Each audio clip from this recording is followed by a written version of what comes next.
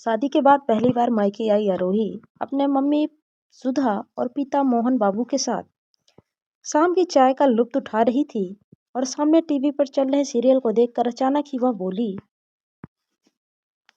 सच mummy, मुझे तो आजकल यह समझ नहीं आता कि आखिर यह सास बहू का झगड़ा क्यों होता है।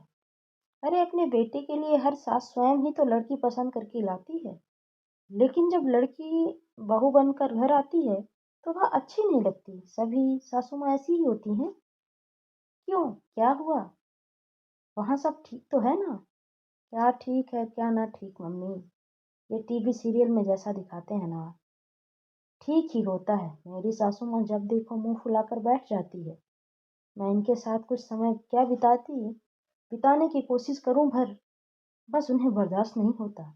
किसी ना किसी बहाने बस सुनाना शुरू कर देती हैं, और ये किए हैं सीधे साधे वहाँ के बहकावे में तुरंत आ जाते हैं। आरोही की बात सुनकर मोहन बाबू ने टीवी की आवाज कम करते हुए कहा, आरोही साफ साफ बताओ आखिर बात क्या है? पापा जी, मेरी सासू माँ मेरी गृहस्थी बसने नहीं दे रही हैं। अब मैं उनके ऑफिस से लौट कर आने पर उन्हें पानी दे देती हूँ तो बस उन्हें ने मुंह फुला लिया। अरे घरवाली हूँ, अपने पति को पानी चाय नहीं पूछूंगी। उस दिन मन हुआ तो पिज्जा मंगवा कर खा रही थी।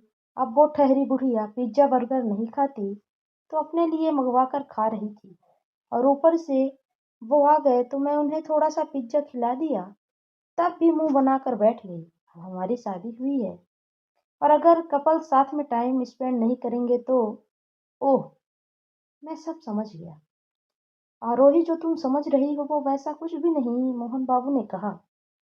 तो सुधा ने उन्हें हैरानी से देखा और फिर पूछा, क्या समझ गए? और वो ठीक ही है तो समझ रही है। आखिर समधन जी क्यों ये दोनों के बीच में घुसने की कोशिश कर रही हैं? सुधा, तुम तो समझदार हो, घर गृहस्थी की उलझनों को सुलझाने के बखूबी बाद भी ऐसी बात कर रही हो। आरोही का तो मुझे समझ आया, उसकी अभी भी शादी हुई है तो उसे घर गृहस्थी को, घर परिवार को समझने में वक्त लगेगा, मगर मुझे पूरा विश्वास है कि मेरी आरोही जल्द समझ जाएगी। मैं सचमुच समझ नहीं पा रही हूँ पापा, आखिर आप कहना क्या चाहते हैं? मैं तो गृहस्थी बसाने की पूरी कोशिश कर रही हूँ, मगर मेरी सासू माँ ही, कहकर आरोही गुस्से में भर गई। आरोही, कहते हुए मोहन बाबू उसके पास पहुंचे और उसके मुंह को ऊपर करते हुए बोले, देखो बेटा, ये सब नजरिए का खेल है। हम्म, इसे ऐसे समझो मानो एक माली ने एक पौधे की जी जान से देखभाल की हो, और जब वह पौधा एक वृक्ष बन गया और फलने फूलने लगा तब अचानक एक नया अनजान माली आया और उसने झपट्टा मारकर उस वृक्ष पर अपना कब्जा कर लिया। अब बताओ भला पुराने माली को या नए माली कैसे पसंद आ सकता है? मोहन बाबू की पहेली नुमा बात सुनकर आरोही हैरत अंगेज नजर लिए उनसे बोली, क्या मतलब पापा, मैं समझी नहीं। मेरी बच्ची, शादी से पहले उस घर परिवार में केवल दामाद जी और उनकी माँ यानी समधन जी ही थे। दोनों एक दूसरे की परेशानी, एक दूसरे की पसंद नापसंद, जरूरतों का ख्याल रखते थे। मगर अब तुम वहाँ उस परिवार का हिस्सा बन गई हो।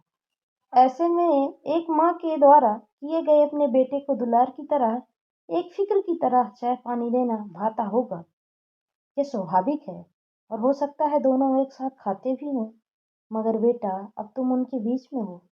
तुम्हारी अपने पति के लिए दैनिक चर्या उनके प्यार के बीच में आ गई, और शायद यही वजह है कि वो तुम्हारे साथ कुछ रूखा व्यवहार कर रही है। मैं समझ गई पापा, मगर उन्हें भी तो समझना चाहिए ना कि अब उनकी बेटी की शादी हो चुकी है और उनकी एक पत्नी भी है। वो भी जल्दी समझ जाएंगी, और उनके लिए तुम्हें भी पहल करनी होगी। बेटा, दोनों लोगों के बीच तालमेल बैठाने से सब समस्या खत्म हो जाती है। देखो, अब से अपने पति के लौटने पर पानी तुम लेकर जाओ, मगर उसे एक माँ के हाथ से उसके बेटे को दिलवाओ।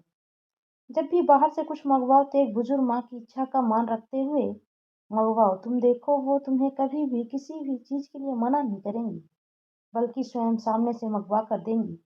बेटा, ये जो उम्र होती है ना बुढ़ापे की, इसमें इंसान सिर्फ अपना और अपनापन और वक्त चाहता है।